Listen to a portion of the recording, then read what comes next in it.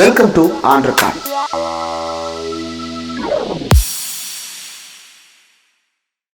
Welcome to on record. இன்றைக்கு நம்மோடு நேர்காணலுக்காக சிறப்பு விருந்தினராக திராவிட முன்னேற்ற கழகத்தினுடைய செய்தி தொடர்பாளர், எழுத்தாளர், ஆய்வாளர் சூர்யா கிருஷ்ணமூர்த்தி அவர்கள் இணைந்திருக்கிறார். அவரோடு பேசலாம். வணக்கம். வணக்கம்.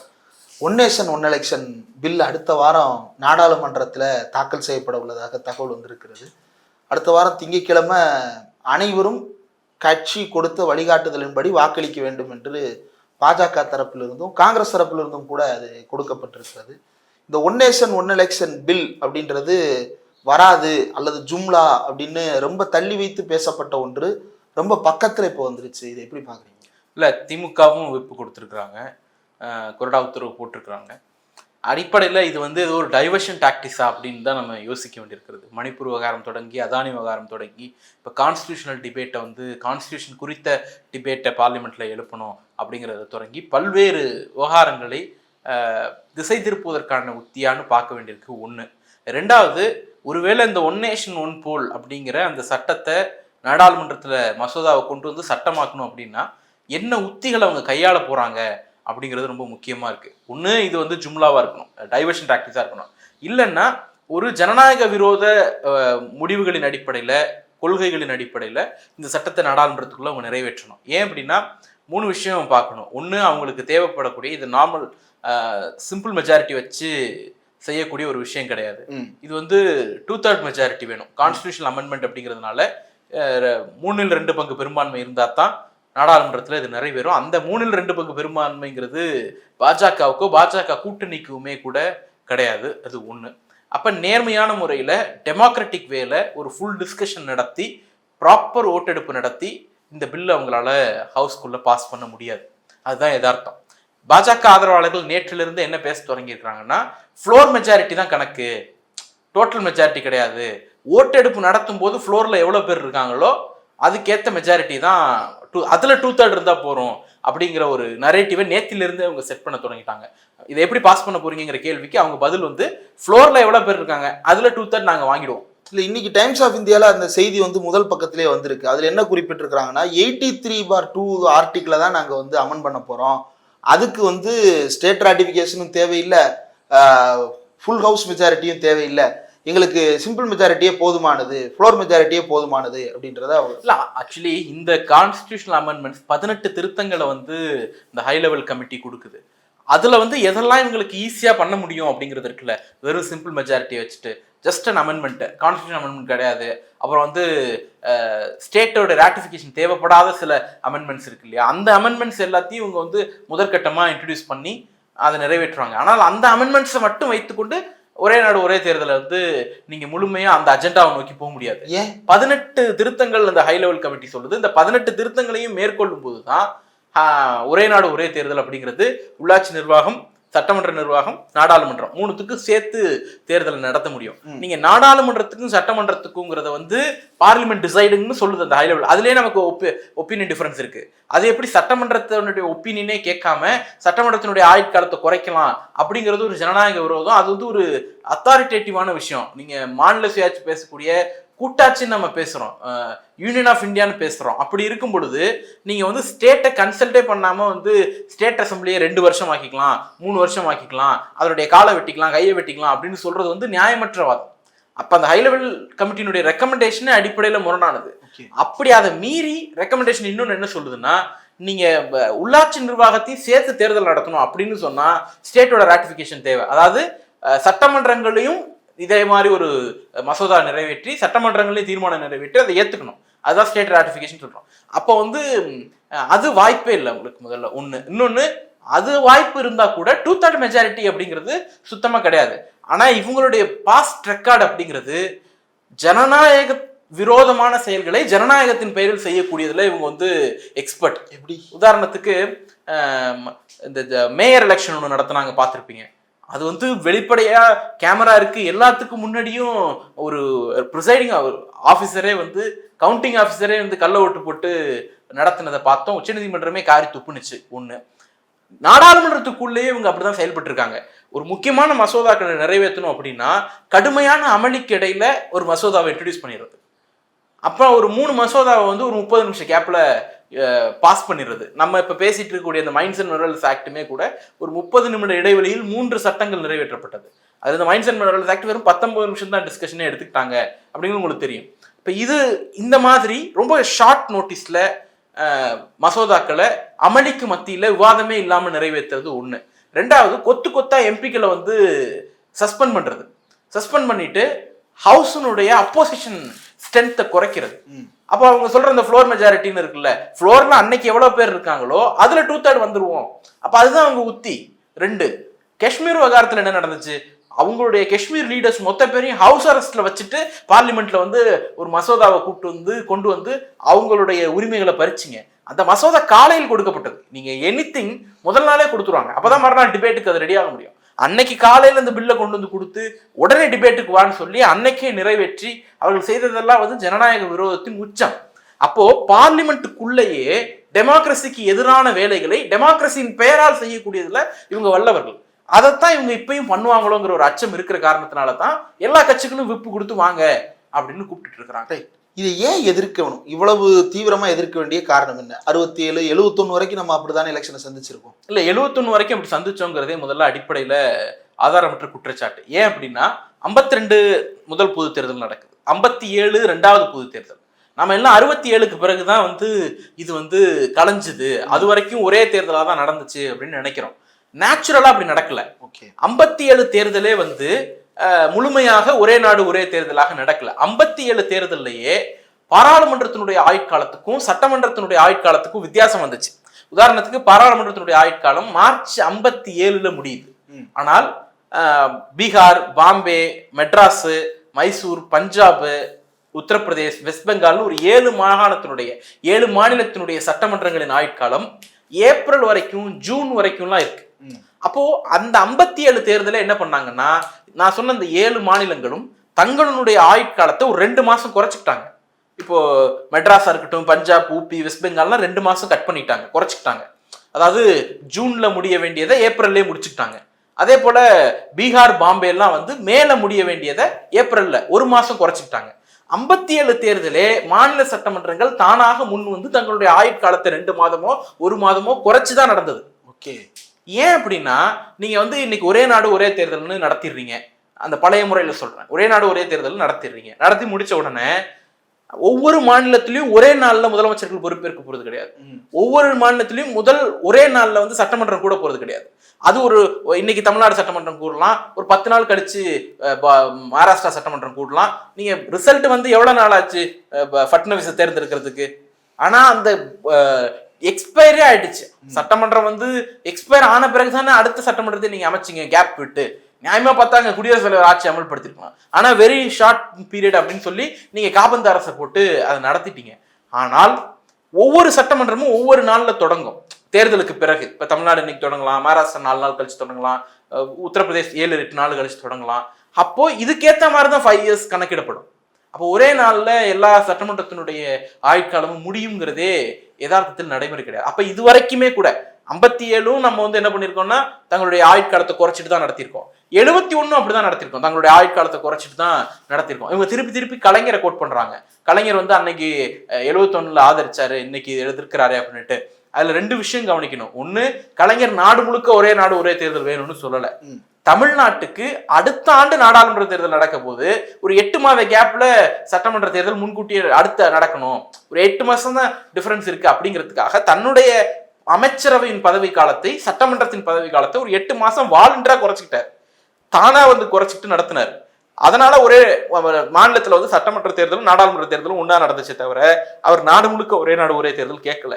அப்படி கேட்டிருந்தாருன்னா கேரளால அன்னைக்கு வந்து ஒரே நாடு ஒரே தேர்தல் நடக்கல. அங்க சட்டமன்றம் தனியா நாடாளுமன்றம் தனியா கேப் விட்டு தான் நடந்துச்சு. அதையும் கலைச்சிட்டு நடத்துங்கன்னா கேட்டாரு அவரு, இல்லையே. அப்ப நீங்க அந்த அடிப்படையில பார்த்தோம் அப்படின்னா கலைஞர் கேட்டது அப்படிங்கிறது 8 மாசம் கேப் இருக்கு சேர்த்து நடத்திக்கலாம் அப்படின்னு அவர் வாலண்டரா எடுத்த டெசிஷன். ஸோ சிம்பிளா சொல்லணும்னா ஒருத்தன் தானா வந்து உதவி பண்றது, தானா வந்து தானம் பண்றதுக்கும் கழுத்துல கத்தி வச்சு வழிப்பறி பண்றதுக்கும் வித்தியாசம் இருக்குல்ல. கலைஞர் 71 எடுத்த டெசிஷன்ங்கிறது தானம் பண்றது. இன்னைக்கு மோடி வந்து வழிப்பறி பண்ணக்கூடிய ஒரு உத்திய கையாளுறார். அதாவது மாநில அரசுகள் தங்களுடைய பதவி காலத்தை நீ ஏன் கட் பண்ற, நானே கட் பண்றேன் அப்படின்னு தானா வாலண்டரா வந்து ஒரு பில்ல கொண்டு வராருங்கும் போது அதை எப்படி ஏத்துக்கிறது? ஜனநாயக விரோதம்ல. அவங்க அதுக்கு சொல்ற காரணம் தான் என்னவா வருது அப்படின்னா, ஒவ்வொரு தடவையும் தேர்தல் நடந்துகிட்டே இருக்கும் பொழுது அந்த தேர்தலுக்கு முந்தைய 3 மாதங்கள் வந்து நலத்திட்டங்கள் எதையுமே செயல்படுத்த முடியாத ஒரு நெருக்கடி ஏற்பட்டுருது. அப்ப ஒவ்வொரு தேர்தலும் நடக்க நடக்க கிட்டத்தட்ட ஒரு வருஷத்துக்கு மக்களுக்கு எந்த நலத்திட்டங்களுமே செய்ய முடியாத ஒரு சூழ்நிலையே உருவாயிருது நாடு முழுக்க. இது எப்படி சரியா இருக்கும்? வருஷத்துல 9 மாசம் அறுத்து தாளிக்காத கடைசி 3 மாசத்துல அறுத்து தாளிச்சிருவாங்க அவங்க அப்படின்னு தான் நம்ம கேட்க வேண்டியதா இருக்கு. 9 மாசத்துல ஒன்றும் செய்யலை, ஒரு சின்ன துரும்ப கூட கிள்ளி போடலை. அந்த 3 மாசம் இருந்திருந்தால் நான் எல்லாத்தையும் தலைகீழா கவுத்துருவேன் அப்படின்னு சொல்றதுங்கிறது எப்படி நியாயமா இருக்கும்? இன்எஃபெக்டிவ் கவர்மெண்ட் இந்த கவர்மெண்ட், மோடி கவர்மெண்ட். ஒரு எஃபிஷியன்சியே இல்லாத கவர்மெண்ட் மோடி கவர்மெண்ட். அந்த கவர்மெண்ட் வந்து கூச்சமே படாம மாடல் கோட் ஆஃப் கான்டாக்ட்னால தான் வந்து எஃபிஷியன்சி பாதிக்குது அப்படின்னு சொல்றது அப்படிங்கிறது அடிப்படையில ஒரு நியாயமற்ற வாதம் ஒண்ணு. ரெண்டாவது, இவங்க ரிப்பீட்டடா என்ன சொல்றாங்க, model code of contact introduce பண்றதுனால நிர்வாக நடைமுறை பாதிக்குது அப்படிங்கிறாங்க. அது வந்து ஆக்சுவல் பிரச்சனை கிடையாது. மூட்டை பூச்சிக்கு பயந்து வீட்டை கொடுத்துற கதையா? அதுக்கு பயந்துட்டு நீங்க ஒரே நாடு ஒரே தேர்தல் கொண்டு வரீங்க அப்படின்னா எலெக்ஷன்ஸை நலிஃபை பண்றீங்கன்னு அர்த்தம். மாநிலங்கள் அப்படிங்கிற அமைப்பை நலிஃபை பண்றீங்கன்னு அர்த்தம். இப்போ உதாரணத்துக்கு மாடல் கோட் ஆஃப் கான்டாக்டை மாடர்னைஸ் பண்ணுங்க. ஏன் வந்து 44 நாள் தேர்தல் நடக்குது, 80 நாள் 85 நாள் எதுக்கு வந்து நம்ம மாடல் கோட் ஆஃப் கான்டாக்ட் வந்து ஃபாலோ பண்ணிட்டு இருக்கணும்? அப்படி ஒருவேளை இப்போ ஃபர்ஸ்ட் ஃபேஸ்ல ஒரு மாநிலத்துக்கு மாடல் கோட் ஆஃப் கான்டாக்ட் முடியுதுன்னா அதுல சில ரிலாக்ஸேஷன் கொடுங்க. அந்த மாதிரி மாடல் கோட் ஆஃப் கான்டாக்டை மாடர்னைஸ் பண்றதுக்கான வேலைகளை தான் பார்க்கணுமே தவிர அது ஈஸி, அது ரொம்ப சாதாரணமா பண்ணிட்டு போயிடலாம். ஒரு உத்தரவுல எலெக்ஷன் கமிஷன் ஆஃப் இந்தியா இது பண்ணிட்டு போயிடலாம். அதை விட்டுட்டு நீங்க பார்லிமெண்ட்டை கூட்டி ராட்டிஃபிகேஷன் போய் கான்ஸ்டியூஷன் அமெண்ட்மெண்ட் போய் ஹை லெவல் கமிட்டி போட்டு அப்ப நாளைக்கு செலக்ட் கமிட்டிக்கு போயிட்டு ஜாயின்ட் பார்லிமெண்ட் கமிட்டிக்கு போயிட்டு இவ்வளவு சுத்தி வளைச்சு இருக்கிற ஒரு அமைப்பை சீரழிப்பதற்கு, ஒரு சீர்திருத்தம் வேற சீரழிப்பு வேற. இவங்க ஒரே நாடு ஒரே தேர்தல்னு கொண்டு வரது சீரழிப்பு. நீங்க மாடல் கோட் ஆஃப் கான்டாக்டை மாடர்னைஸ் பண்ணிட்டீங்கன்னா அது சீர்திருத்தம் ஆயிடும்ல ஒண்ணு. ரெண்டாவது, இப்போ ஒரே நாடு ஒரே தேர்தலா வந்துட்டா மாடல் கோட் ஆஃப் கான்டாக்ட்னால பாதிக்கப்படக்கூடிய நாட்கள் ரெக்கவர் ஆயிடும்னு இவங்க சொல்றதே முதல்ல கதை. உதாரணத்துக்கு இப்ப தமிழ்நாடு இப்ப பார்லிமெண்ட்டுக்கு வந்து 80 நாள் நம்ம வந்து மாடல் கோட் ஆஃப் கான்டாக்டை இம்ப்ளிமெண்ட் பண்ணியிருந்தோம். இப்ப நடந்த 2024 தேர்தல். அடுத்து சட்டமன்ற தேர்தல் வருதுன்னா ஒரு 1.5 மாதம் இம்ப்ளிமெண்ட் பண்ணுவோம். அடுத்து உள்ளாட்சி தேர்தல் வருது அப்படின்னா அதுக்கு வந்து ஒரு மாதம் இம்ப்ளிமெண்ட் பண்ணுவோம்னு வச்சுக்கோங்க. ஸோ 3, 4, 5, 6 மாதம், ஒரு 5 ஆண்டுல 6 மாதம் மாடல் கோட் ஆஃப் கான்டாக்ட்னால தமிழ்நாடு பாதிக்குது. இது ஒண்ணு. இப்ப அதே கேஸ ஒன்னா நடத்தினீங்கன்னா என்ன நடக்கும்? 1951 தேர்தலுக்கு பிறகு லாங்கஸ்ட் எலெக்ஷன் டே வந்து 2024 தான். 51க்கு பிறகு பழங்கற்கால காலம்னு கற்கால காலத்துல தேர்தல் நடத்தின அளவுக்கு ரொம்ப லாங்கஸ்ட் டேட்டை வச்சு நம்ம வந்து இப்ப 2024 தான் தேர்தல் நடத்திருக்கோம். 44 நாள் தேர்தல், 80 நாளைக்கு மேல மாடல் கோட் ஆஃப் கான்டாக்ட். அப்ப நீங்க இதை கம்பேர் பண்ணி பாத்தீங்கன்னா செகண்ட் லாங்கஸ்ட் இதுதான். 2004 கூட 21 நாள்ல தேர்தலை முடிச்சிட்டோம்.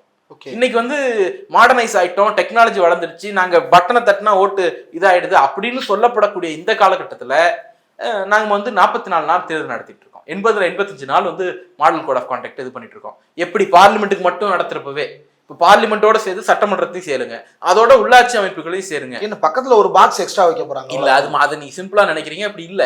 இது எல்லாம் சேர்த்தீங்கன்னா நம்பர் ஆஃப் ஃபேஸஸ் அதிகமாகும். ஒண்ணு, நம்பர் ஆஃப் ஃபேஸஸ் அதிகமானுச்சுன்னா நம்பர் ஆஃப் எலெக்ஷன் டே அதிகமாகும். நம்பர் ஆஃப் எலெக்ஷன் டே அதிகமானுச்சுன்னா model code of contact implement ஆயிருக்க நாட்கள் அதிகமாகும். அப்ப 5 ஆண்டுகள்ல 3 முறை பிரிச்சு 6 மாசத்தை நீங்க மாடல் கோட் ஆஃப் கான்டாக்ட் இப்ப எடுக்கிறீங்க தமிழ்நாட்டுல. ஒரே நாடு ஒரே தேர்தல் இருந்துச்சுன்னா ஒரே வருடத்தில் ஒரே முறை 6 மாதங்கள் வந்து மாடல் கோட் ஆஃப் கான்டாக்ட் ஆயிடும். இப்ப 3 மாசம் model code of contact parliament எலெக்ஷனுக்கு வச்சிருந்தோம். சைமல்டேனியஸ் எலெக்ஷன் வந்துச்சுன்னா 1 நேஷன் 1 போல் வந்துச்சுன்னா 6 மாசத்துக்கு மாடல் கோட் ஆஃப் கான்டாக்ட் ஆயிடும். ஓகே, அப்ப மாடல் கோட் ஆஃப் கான்டாக்ட 5 வருஷத்துக்கு பிரிச்சு வச்சுக்கிறதுக்கு பதிலா ஒரே வருஷத்துல வச்சுக்கிறீங்க. இன்னொன்னு, இது கூடுதல் பெட்டி போடுறது அப்படிங்கிறது அல்ல. உதாரணத்துக்கு இப்ப 7 ஓட்டு வரைக்கும் உள்ளாட்சி தேர்தலில் போடுற அமைப்பெல்லாம் இருக்கு நம்ம கிட்ட. ஒரு நாடாளுமன்ற தேர்தல் ஒண்ணு, சட்டமன்ற தேர்தல் ஒண்ணு. அப்ப அதிகபட்சம் ஒருத்தர் 4 ஓட்டுல இருந்து குறைந்தபட்சம் 7 ஓட்டு வரைக்கும் அதிகபட்சம் போடணும், 9 ஓட்டு வரைக்கும் போடணும். ஸோ ஒரு போலிங் ஸ்டேஷனுக்குள்ள போறாங்க அப்படின்னா சில பஞ்சாயத்துகள்ல 4 ஓட்டு போடுவாங்க, அதிகபட்சமா 9 ஓட்டு வரைக்கும் போடலாம். என்னென்னது? இப்போ ஒன்றும் இல்லை, இப்போ நம்ம இதுல இருந்துச்சுங்களேன், வார்டுக்கு 1, ஊராட்சி தலைவருக்கு 1, கவுன்சிலருக்கு 1, ஒன்றிய கவுன்சிலருக்கு 1, மாவட்ட கவுன்சிலருக்கு 1, அப்புறம் சட்டமன்ற உறுப்பினருக்கு 1, நாடாளுமன்ற உறுப்பினருக்கு 1. இதுவே எத்தனை ஆச்சு? 7 ஆயிடுச்சு. இது வட இந்திய பகுதிகளில் இன்னும் 2 லேயர் இருக்கு. இப்போ பல இடங்கள்ல 9 ஓட்டு வரைக்கும் ஒருத்தர் போடுற மாதிரி இருக்கும். நீங்க ஒரு ஓட்டு போடுறதுக்கு காலையில ஆரம்பிக்கிறத 6 மணி வரைக்கும் டைம் பத்தல. 9 ஓட்டு போட்டீங்கன்னா நேரத்தை எப்படி மேனேஜ் பண்ணுவீங்க? ஒரே நாள்லயே தேர்தலை முடிக்க முடியாது. ஒரு வார்டுக்கே ஒரு நாள் முடியாது. இப்ப காலையில தேர்தல் 7 மணிக்கு ஆரம்பிச்சு மாலை 6 மணிக்கு முடிக்கிறோம்ல, 6 மணிக்கு டோக்கன் போடுறோம்ல, அது முடியாது. 2 நாள் நீங்க தேர்தல் நடத்துற மாதிரி நிலைமை ஏற்படும். ஒரு பூத்லயே 2 நாள் தேர்தல் நடத்தணும். விடிய விடிய எவன் போட்டு உட்காந்துக்கிறது? மிட் நைட்லாம் எவன் உங்களுக்கு வந்து புரோட்டோகால் போட்டு யார் வந்து செக்யூரிட்டி கொடுக்குறது? சிசிடிவி வேற ஆஃப் ஆயிடும். எல்லா பிரச்சனையும் இருக்குல்ல. அப்ப இல்ல அவங்க உடனே என்ன நியாயம் சொல்லுவாங்கன்னா, பூத்தை அதிகப்படுத்திக்கலாம். இப்ப ஒரு பூத் இருக்கிறத 1000 ஓட்டு இருக்கிறதுனாலதான் 2 நாள் வரும்ங்கிறீங்க, 500 ஓட்டா பிரிச்சுக்கலாம் அப்படின்னு ஒரு ஆர்குமெண்ட்டுக்கு வருவாங்க. அப்போ வந்து உங்களுக்கு நம்பர் ஆஃப் பாக்ஸஸ் இருக்குல்ல, polling boxes, that is EVM, அதை அதிகப்படுத்தணும். அப்ப காசு குறைக்கிறேன்னு நீங்க சொல்ற அந்த ஆர்குமெண்ட் அடிபட்டு போயிடும். மேன் பவரும் இன்க்ரீஸ் பண்ணணும், மேன் பவர் அதிகமாயிடும். நீங்க வீரர்கள் அதிகம் வேணும். ஒரு ஆர்ஓ போடுற இடத்துல 2 ஆர்ஓ போடணும், ஒரு ஏஜென்ட் போடுற இடத்துல 2 ஏஜென்ட் போடணும், போலீஸ் ஃபோர்ஸ். அப்போ வந்து நம்பர் ஆஃப் ஃபேஸஸை இன்னும் அதிகப்படுத்தணும். ஏன்னா லிமிடெட் ரிசோர்ஸ் தான் நம்ம வச்சிருக்கோம். இது எல்லாத்தை விட முக்கியம் இவங்க சொல்ற 3 ஆர்குமெண்ட். ஒன்று வந்து எஃபிஷியன்சி ஆஃப் போலீஸ், காஸ்ட் எஃபெக்டிவா நடக்கும், மாடல் கோட் ஆஃப் கான்டக்ட். இது 3மே இவங்க சொல்ற ஒரே நாடு ஒரே தேர்தல் மூலமா சாத்தியம் இல்லை. ஓகே. ஏன்னா நீங்க 5 வருஷம் பிரிச்சு பண்றத 5 வருஷத்துல 3 தடவை பண்றத 5 வருஷத்துல ஒரே தடையில சேர்த்து பண்ண போறீங்க. அப்ப இது எதுவுமே உண்மை இல்லைன்னா அப்ப எதற்காக இந்த மோட்டிவ்? மாநிலங்களை மதிப்பிழக்க வைக்கணும். பொலிட்டிக்கலா மாநிலங்களுக்கு வேல்யூவே இல்லாம போகணும் அப்படிங்கிறதுக்காக. அப்ப கர்நாடகாவுடைய தேர்தல் என்ன நடந்துச்சு? கர்நாடகா தேர்தல் 40% ஊழல், பிஜேபி ஊழல்ங்கிறது தான் போன அசம்பிளி எலெக்ஷனுடைய காமன் பாயிண்ட். அந்த மையப்புள்ளில இருந்து தான் தேர்தல் நடந்துச்சு. ஆனா நீங்க பார்லிமெண்டோட சேர்த்து வச்சிருந்தீங்கன்னா என்ன பண்ணுவீங்க? அது வந்து தேச பாதுகாப்பு, அந்த மாதிரி ஃபாரின் அஃபேர்ஸ், அந்த மாதிரி டிஸ்கஷனுக்குள்ளேயே அது முடிஞ்சிருக்கும். லோக்கல் இஷ்யூஸ் கம்ப்ளீட்டா இக்னோர் பண்ணப்பட்டிருக்கும் அல்லது நெக்லெக்ட் பண்ணப்பட்டிருக்கும். நீங்க அந்த அடிப்படையில் இதை எடுத்தோம் அப்படின்னா மாநிலங்களை மதிப்பிழக்க வைக்கணும். மாநிலங்களை ஒரு பஞ்சாயத்து போர்டுகளாக மாற்றி இல்லை டிஸ்ட்ரிக்ட் போர்டுகளாக மாற்றி நேரடியாக டெல்லியில இருந்து ஆளணும் அப்படிங்கிறது தான். அது கோவிட் டைம்லயே அவங்க ஒரு அட்டெம்ப்ட் எடுத்தாங்க. அதாவது கோவிட் நம்பர் ஆஃப் கேசஸை ஸ்டேட் வைஸ் கொடுக்காம டிஸ்ட்ரிக்ட் வைஸ் ரிலீஸ் பண்ணாங்க. ஒவ்வொரு டிஸ்ட்ரிக்ட்லையும் இவ்வளோன்னுட்டு அதை வந்து மாநில அரசுகள் எதிர்த்த பிறகுதான் அவங்க வந்து ஸ்டேட் வைஸ் கொடுக்க ஆரம்பிச்சாங்க. ஸோ இவங்களுடைய லாங் டேர்ம் அஜெண்டா என்னன்னா சென்ட்ரலைஸ்டு கவர்மெண்ட், அதுவும் எக்ஸ்ட்ரீம்லி சென்ட்ரலைஸ்டு கவர்மெண்ட். அதுக்கு ஸ்டேட் கவர்மெண்ட்டுங்கிற ஒரு யூனிட் வந்து அவங்களுக்கு தலைவலியா இருக்கு. நீங்க இப்ப ராட்டிஃபிகேஷன் போங்கிறீங்க, ஸ்டேட் கவர்மெண்ட் ஒன்று இருக்கிற வாட்டி தான் ராட்டிஃபிகேஷன் போகணும்னு சொல்றீங்க. ஸ்டேட் கவர்மெண்ட்டை மதிப்பிழக்க வைக்கிறது, அப்புறம் ஸ்டேட்டுங்கிற யூனிட்டே இல்லாம பண்றது. 2வது தேர்தல் ஆணையத்தை மதிப்பிழக்க வைக்கிறது. இப்ப இது என்ன நடக்கும்னு வச்சுக்கோங்களேன், தேர்தல் ஆணையம் இப்போ ஒவ்வொரு வருடமும் ஏதோ ஒரு தேர்தல் நடத்திக்கிட்டே இருக்கு. ஸோ அந்த பாடி ஆக்டிவா இருந்துகிட்டே இருக்கு. நீங்க 5 ஆண்டுகளுக்கு ஒரு முறை மட்டும்தான் தேர்தல் நடத்துவோம்னா அதை வந்து டெம்பரரி பாடியா மாத்துறீங்க. நீங்க ஒரு தடவை இருக்கும், அடுத்த 5 வருஷத்துக்கு அதுக்கு வேலையே கிடையாது, திருப்பி அப்படிங்கிறது மாத்தக்கூடிய தேர்தல் ஆணையத்தை மதிப்பிழக்க வைக்கிறீங்க. அப்படி இல்லைன்னா தேர்தல் ஆணையத்துக்கு பதிலாக வேற ஏதாவது லாஜிஸ்டிக் சொல்றாங்க. அதை இவங்க என்ன சொல்றாங்கன்னா, இதை ஓவர்சி பண்றதுக்கு கமிட்டி போடணுங்கிறாங்க. கமிட்டி எதுக்கு? அது தேர்தல் ஆணையத்தோட வேலையே எலெக்ஷன் நடத்துறது தானே. அதை ஓவர்சி பண்றதுக்கு கமிட்டி போடுறீங்கன்னா அப்ப தேர்தல் ஆணையத்தை நலிஃபை பண்ண போறீங்க. ஒன்னு ஸ்டேட் கவர்மெண்ட்ஸ் நலிஃபை பண்ணணும், இன்னொன்னு தேர்தல் ஆணையத்தை நலிஃபை பண்ணணும், 3வது ஸ்டேட் எலெக்ஷன் கமிஷன்ஸ் ஒன்றும் இல்லாம பண்ணணும். உதாரணத்துக்கு காமன் எலக்டர் இது ஓட்டர் லிஸ்ட் ஒன்று சொல்றாங்க. ஆமா, இந்த காமன் ஓட்டர் லிஸ்ட்ல என்ன பிரச்சனைனா, அசம்பிளியை வந்து ரீஆர்கனைஸ் பண்றது எலெக்ஷன் கமிஷன் ஆஃப் இந்தியா ஓட பார்லிமெண்ட், அவங்க யூனியன் கவர்மெண்டோட பிரச்சனை. அது நீங்க வார்டு உள்ளாட்சி நிர்வாகத்தை ரீஆர்கனைஸ் பண்றது ஸ்டேட் எலெக்ஷன் கமிஷனோட பிரச்சனை இல்லையா? இப்ப ஸ்டேட்டுக்கான எலெக்ஷன் அந்த ஓட்டர் லிஸ்டும் பார்லிமெண்ட்டுக்கான ஓட்டர் லிஸ்டும் எலெக்ஷன் கமிஷன் ஆஃப் இந்தியாவினுடைய ஓவர்சியில ப்ரிப்பேர் பண்ணப்படுறது. ஆனால் இங்க நடக்கக்கூடிய கவுன்சில் எலெக்ஷனுக்கும் வார்டு எலெக்ஷனுக்குமான இந்த ஓட்டர் லிஸ்ட் வந்து ஸ்டேட் எலெக்ஷன் கமிஷன் ப்ரிப்பேர் பண்றது. உடனே அவங்க என்ன சொல்லுவாங்க, இது வந்து அட்டானமஸ் பாடி, நீங்க கம்பேர் பண்ணக்கூடாது. இசிஐ மட்டும்தான் அட்டானமஸ் பாடி.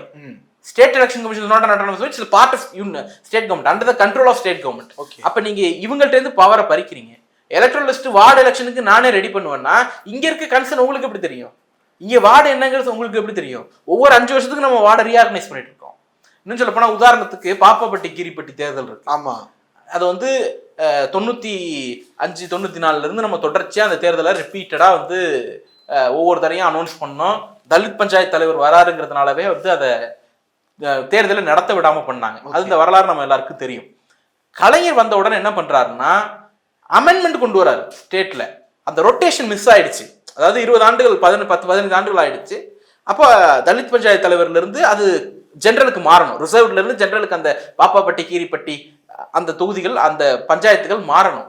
ஆனா அந்த ரொட்டேஷன் எல்லா பஞ்சாயத்துக்கும் பொருந்தும் எக்ஸப்ட் பாப்பாப்பட்டியின் கீரிப்பட்டி இந்த பிரச்சனைக்குரிய அந்த 4-5 பஞ்சாயத்துகளுக்கு மட்டும் ரொட்டேஷன் பொருந்தாது.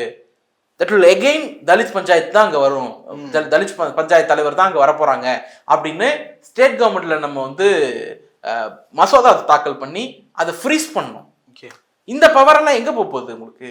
நான் ஒரு வார்டு எலெக்ஷனையும் நானே நடத்துவேன், வார்டு எலெக்ஷனுக்கு வந்து நானே ஓட்டர் லிஸ்ட் ப்ரிப்பேர் பண்ணுவேன் அப்படின்னா ஸ்டேட் எலெக்ஷன் கமிஷனுக்கும் ஸ்டேட்டுக்குமான ரோலை நலிஃபை பண்றீங்க. ஸோ 3 பேரை காலி பண்றீங்க. ஒன்னு ஸ்டேட் எலெக்ஷன் கமிஷன், இன்னொன்னு election commission of India. Long டேர்ம்ல மாநிலங்கள்ங்கிற அமைப்பையே காலி பண்ணிடுறீங்க. இதை விசிகா கரெக்டா காயின் பண்றாங்க இந்த விஷயத்த. It's a backdoor entry for presidential form of election. அதாவது அதிபர் முறை அல்லது அதிபர் முறையிலான ஒரு தேர்தலுக்கான கொள்ளைப்புறமாக இந்த மாதிரி ஒரு ஃபார்மை கொண்டு வரீங்க அப்படின்னு அவங்க விமர்சிக்கிறாங்க. ஸோ இவங்க சொல்ற இந்த ரீசன்ஸ் இருக்குல்ல, அது எதுவுமே ஆக்சுவல் ரீசன் கிடையாது. நீங்க இந்த எஃபிஷியன்சி பத்தி பேசணும். மாடல் கோட் ஆஃப் கான்டாக்ட்ல நீங்க யூனியன் கவர்மெண்ட்ல பவர்ஸை கூச்சி வச்சிருக்கீங்க. 97 பவரை யூனியன் கவர்மெண்ட்ல வச்சிருக்கீங்க, பிளஸ் ரெசிடியூல் பவர்.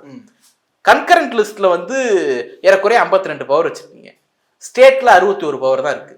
இப்போ ஒரு மாநிலத்துல தேர்தல் நடக்குதுன்னா யூனியன் கவர்மெண்ட்டுக்கும் மாடல் கோட் ஆஃப் கான்டாக்ட் பொருந்தும், அந்த மாநிலத்துக்கு மாடல் கோட் ஆஃப் கான்டாக்ட் பொருந்தும். எஸ் இல்லையா? ஒருவேளை அந்த மாநிலத்துக்கு மட்டும்தானே பாதிப்பு, மற்ற மாநிலங்கள்லாம் பாதிக்கப்படல. அப்ப நீங்க என்ன பண்ணுங்க, பவர்ஸ் எல்லாம் ஸ்டேட்டுக்கு கொடுத்துருங்க. யூனியன் கவர்மெண்ட்ல வெறும் லிமிட்டடா ஒரு 10 பவர் மட்டும் வச்சுட்டு மிச்சம் இருக்கக்கூடிய 97 பவர்ல 87 பவர் ஸ்டேட்டுக்கு கொடுத்துட்டீங்கன்னா மாடல் கோட் ஆஃப் கான்டாக்ட்னால டிபார்ட்மெண்ட்ஸ் பெருசா பாதிக்கப்படாதுல்ல. அது எஃபெக்டிவா நடக்கும்ல. தேர்தல் நடக்கிற மாநிலங்கள்ல மட்டும் தானே மாடல் கோட் ஆஃப் கான்டாக்ட் இருக்க போது. அப்ப ஆக்சுவல் சொல்யூஷன், நீங்க இந்த மாடல் கோட் ஆஃப் கான்டாக்ட உண்மையிலேயே பிரச்சனையா கருதுனீங்கன்னா அதுக்கு முதல் சொல்யூஷன் அதை மாடர்னைஸ் பண்ணுங்க. இல்லைன்னா மாநிலங்களுக்கு பவரை கொடுத்துருங்க. அது வந்து மூட்டை பூச்சிக்கு பயந்துட்டு வீட்டை கொடுத்துற மாதிரி தேர்தலை கண்டு இவர்களுக்கு நடுக்கும். அதனால அவங்க இந்த மாதிரியான வேலைகளை செய்து கொண்டிருக்கிறார்கள். இதுல அதிமுகவுடைய நிலைப்பாடு என்ன?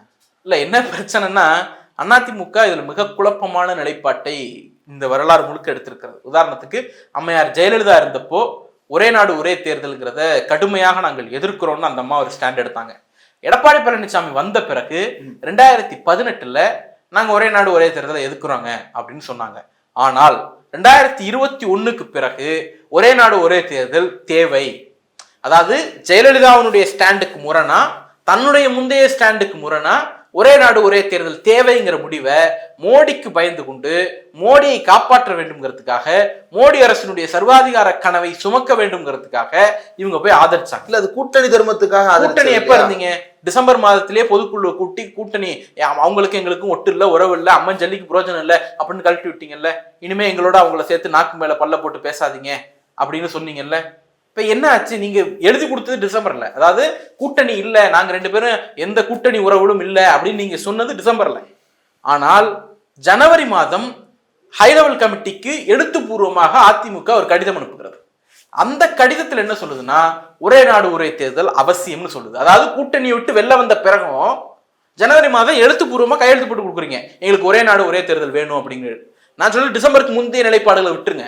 கூட்டணிக்கு விட்டு வெளில வந்த பிறகும் இவர்கள் வந்து ஒரே நாடு ஒரே தேர்தலை ஆதரிக்கிறாங்க. அதாவது ஜெயலலிதாவுடைய ஸ்டாண்டுக்கு முரணா, எடப்பாடி பழனிசாமி முந்தைய ஸ்டாண்டுக்கு முரணா, கூட்டணி விட்டு வெளில வந்த பிறகும் மோடிக்காக அவருடைய பாதத்தை தாங்கி கொண்டிருக்கிற ஒரு கட்சியாக அதிமுக இங்க இருக்கிறது அப்படிங்கிறத பார்க்க முடியும். இல்ல திமுக அந்த இடத்துல என்ன? திமுகவுடைய ஸ்டாண்ட் ரொம்ப சிம்பிள்.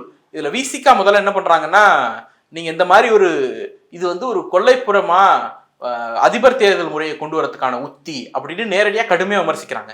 திமுக இன்னும் ஒருபடி மேல போய் 2 முறை நாம ரெப்ரசன்ட் பண்றோம். ஒரு முறை ஜனவரியில வந்து லெட்டர் போடுறோம், பிப்ரவரியில வந்து இன்பர்சன் போய் ரெப்ரசன்டேஷன் கொடுக்குறோம். இந்த 2லயுமே திமுக வலியுறுத்தினது ஒண்ணுதான்.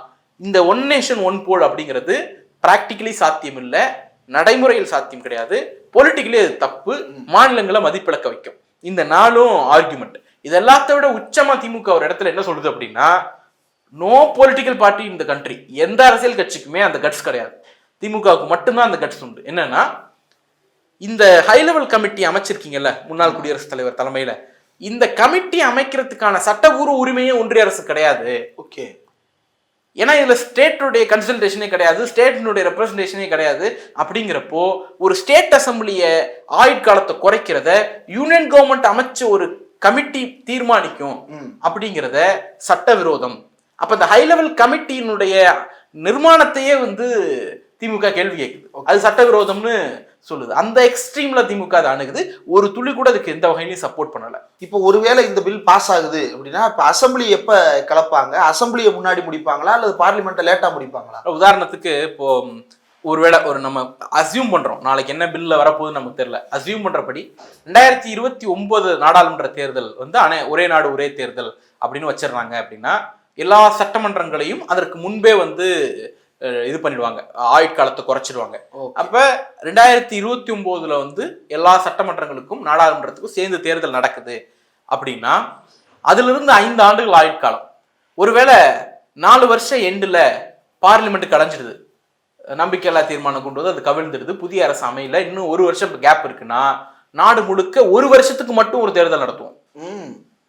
ஒரே வருஷத்துக்கு மட்டும். அடுத்த வருஷம் திருப்பி நாடு முழுக்க தேர்தல் நடத்துவோம். நல்லா இருக்கே. அப்ப இவங்க சொல்ற அந்த செலவு எங்க போகுது? இவங்க சொல்ற எஃபிஷியன்சி எங்க போகுது? இவங்க சொல்ற அந்த மிலிட்டரி ஃபோர்ஸ் யூட்டிலைஸ் பண்ண முடியல அப்படிங்கிறது எங்க போகுது? சரி, இப்போ ஒரு சட்டமன்றம் கலைஞ்சிருது, நான் 5 ஆண்டுகளுக்குள்ள ஒரு சட்டமன்றம் கலைஞ்சிருது அப்படின்னா, சட்டமன்றம் கலைவதிலிருந்து 5 ஆண்டுக்கு 2 ஆண்டு கேப் இருக்குன்னா, அந்த 2 ஆண்டுக்கு ஒரு தேர்தல் நடத்தணும். இப்போ வந்து 3.5 வருஷம் பார்லிமெண்ட் நடக்குது, இன்னும் 1.5 வருஷம் கேப் இருக்கு, கலைஞ்சிடுது, அந்த 1.5 வருஷத்துக்கு ஒரு தேர்தல் நடத்தணும். அப்போ 5 ஆண்டுகள் ஃப்ரீஸ் டைம், அதுக்கிடையில எது கலைஞ்சாலும் மிச்சம் இருக்கிற பீரியடுக்கு தேர்தல் நடத்தணும். அப்ப இந்த ஒரே நாடு ஒரே தேர்தல்ங்கிறது இவங்க சொல்ற தத்துவமே முதல்ல இந்த சட்டத்தின் மூலமாக சாத்தியம் கிடையாது. ஏன்னா இந்தியன் டெமோக்ரஸியில தேர்தல்கள் அப்படிங்கிறது தான் வந்து மக்களுக்கும் அரசுகளுக்குமான கனெக்ஷன் வந்து உறுதிப்படுத்தி வச்சிருக்கு. இந்திய வாக்காளனுக்கு, ஒரு இந்திய குடிமகனுக்கு இருக்கக்கூடிய உச்சபட்ச ஜனநாயக உரிமை, கடைசி ஜனநாயக உரிமை தேர்தலில் வாக்களிப்பது தான். வேற எந்த உரிமையும் இந்த நாடு அவனுக்கு கொடுக்கல. அப்படி இருக்கும்போது அதையும் நான் வந்து சைமல்டேனியஸா கொண்டு வரேன்னு பறிக்கிற ஒரு முயற்சி வந்து எந்த வகையிலும் நியாயமாகாது. ஏன் அப்படின்னா, வரலாறு முழுக்க நீங்க பாருங்க, தேர்தலுக்கு பயந்துதான் மோடி அரசு பெண்ட் ஆயிருக்கு. எல்லா காலகட்டத்திலையும் 1.5 வருஷம் உயிரை கொடுத்து போராடினாங்க விவசாயிகள். ஒரு கமா ஃபுல் ஸ்டாப்பை கூட வேளாண் சட்டத்திலேருந்து எடுக்க மாட்டேன் அப்படின்னு சொன்னவங்க தேர்தல் வருதுன்னு தெரிஞ்ச உடனே அந்த பில்லை ரீஅப்பீல் பண்ணாங்க. அதே போலதான் வந்து வந்த உடனே நிலப்பரிப்பு சட்டம், நில கையகப்படுத்துற சட்டத்தை கொண்டு வந்தாங்க. அவ்வளவு முறையும் வந்து பாஸ் பண்ண முடியாம போகும்போது அவசர சட்டங்களா திருப்பி அதை பாஸ் பண்ணிட்டே இருந்தாங்க. தேர்தல் வரும் வரைக்கும் அவங்க அதை பயப்படவே இல்லை. தேர்தல் வந்த உடனே அந்த பில்லை கைவிட்டாங்க. பெட்ரோல் பிரைஸ், டைனமிக் பிரைசிங், நாள்தோறும் பெட்ரோல் விலையை தீர்மானிக்கிறோம் அப்படின்னு ஆரம்பிச்ச நாள்ல இருந்து தினசரி பெட்ரோல் விலை ஏறிக்கிட்டு தான் இருந்துச்சு, இது குறையவே இல்லை. ஆனால் ஒவ்வொரு முறை தேர்தல் வரும் பொழுதும், தேர்தல் வரத்துக்கு 1 மாசத்துக்கு முன்னாடியில இருந்து தேர்தல் ரிசல்ட் அனௌன்ஸ் பண்ற வரைக்கும் மட்டும் அந்த ரேட்டு ஃப்ரீஸ் ஆனிச்சு. அது ஹரியானா எலெக்ஷனா இருக்கட்டும், யூபி எலெக்ஷனா இருக்கட்டும், பஞ்சாப் எலெக்ஷனா இருக்கட்டும், வெஸ்ட் பெங்கால் எலெக்ஷனா இருக்கட்டும், தமிழ்நாடு எலெக்ஷனா இருக்கட்டும், எனி எலெக்ஷன், எங்க எலெக்ஷன் நடந்தாலும் அந்த 2 மாசத்துக்கு வந்து மாடல் கோட் ஆஃப் கான்டக்ட் மாதிரி பெட்ரோல் பிரைஸும் ஃப்ரீஸ் ஆகும். அப்ப நீங்க தேர்தலுக்கு பயந்து தான் என்ன பண்றீங்க, பெட்ரோல் பிரைஸை வந்து மக்களுக்காக ஃப்ரீஸ் பண்றீங்க. இங்க வந்து அந்த அம்மா மகளிர் உரிமை தொகையை வந்து பிச்சைன்னு சொல்லிட்டு போனாங்க நிர்மலா சீதாராமன். இங்க இருக்கக்கூடிய அம்மையார் குஷ்புவும் அதை பிச்சைன்னு சொன்னாங்க. ஆனால் தேர்தலில் வாங்கின அடி, மகாராஷ்டிரால அதே மாதிரி ஒரு மகளிர் உரிமை தொகை திட்டம் மாதிரி ஒரு திட்டத்தை நிறைவேற்ற வேண்டிய நெருக்கடிக்கு அவர்களை ஆளாக்கியது. அப்ப தேர்தல் தான் மக்களை வந்து எம்பவர் பண்ணுது. தேர்தலை கண்டுதான் பாஜக பயந்து மக்களுக்கு ஏதோ 1-2 ஒரு இடைக்கால நிவாரணமாவது கொடுக்குறாங்க. அப்ப அந்த தேர்தலை வந்து ஒழிச்சு கட்டிட்டோம் அப்படின்னா, அதை சைமல்டேனியஸா நடத்துறங்கிற பேர்ல மதிப்பிழக்க வச்சுட்டோம்னா நம்மளை கேள்வி கேட்கறதுக்கு ஆளே இருக்க மாட்டாங்க. அப்படிங்கிறதுனுடைய அரகண்டோட உச்சம் தான் வந்து இந்த ஒரே நாடு ஒரே தேர்தல். இவங்களால அதை நடத்த முடியாது. ஏன் அப்படின்னா, இப்ப சமீபத்தில் நடந்த ஜம்மு, ஜார்க்கண்ட், ஹரியானா, அப்புறம் வந்து இப்ப மகாராஷ்டிரா எலெக்ஷனே எடுத்துக்கங்க. நினைச்சிருந்தா அவங்க 4 சேர்த்து நடத்திருக்கலாம். இன்னும் சொல்ல போனா மகாராஷ்டிரா கப்பல் பண்ணி தான் வந்திருக்கணும். ஏன்னா அதனுடைய எக்ஸ்பிரி ஆகிறதுக்கு 2 நாளைக்கு முன்னாடி ரிசல்ட் சொல்றாங்க. அவ்வளவு நெருக்கமா நம்ம தேர்தலாம் நடத்தினதே கிடையாது. அப்படி இருக்கும்போது இதையே சேர்த்து நடத்த முடியல. அதுக்கு அவங்க சொன்ன காரணம் என்னன்னா, ஜம்மு காஷ்மீர்ல பாதுகாப்பு பிரச்சனை இருக்கு, அதனால போலீஸ் ஃபோர்ஸஸ் அங்க அதிகமா தேவைப்படும், ஸோ சேர்த்து நடத்த முடியல. அப்போ ஒரே நாடு ஒரே தேர்தல் இருந்தா ஜம்முல தேர்தல் நடத்த மாட்டீங்களா? அங்க பாதுகாப்பு பிரச்சனை இருக்காதா? வடகிழக்குல பாதுகாப்பு பிரச்சனை இருக்காதா? பீகார்ல பாதுகாப்பு பிரச்சனை இருக்காதா? அங்க பாதுகாப்பு பிரச்சனை இருக்குங்கிறதுனால 6 மாசம் 7 மாசம் தேர்தல் நடத்திட்டு இருப்பீங்களா? ஒரு வாக்காளன் தன்னுடைய வாக்கு செலுத்தி இப்பவே 44 நாள் அதனுடைய ரிசல்ட் என்னன்னு தெரிஞ்சுக்க காத்திருக்கான். நீங்க ஒரே நாடு ஒரே தேர்தல்னு வந்துட்டீங்கன்னா 6 மாதம் 7 மாதம் காத்திருக்க வேண்டிய நிலைமை ஏற்படும். நீங்க 5 ஆண்டுகள்ல பண்ண வேண்டிய எக்ஸ்பெண்டிச்சரை, எம்சிசியை, போலீஸ் போர்ஸை ஒரே ஆண்டுல ஸ்ட்ரிங் பண்ணி பண்ண போறோம் அப்படிங்கிறீங்க. அது ஏற்படுத்தக்கூடிய பொருட்செலவு இப்ப இருக்கிற தேர்தல் செலவை விட அதீதமான செலவாக அமையும் அப்படிங்கிறது தான் நடைமுறையில் இருக்கு. ரைட், பொறுத்திருந்து பார்ப்போம் பில் எப்படி டேபிள் பண்றாங்கன்றது. இவ்வளவு நேரம் ஒதுக்கி இந்த நேர்காணல் தந்ததற்கு மிக்க நன்றி.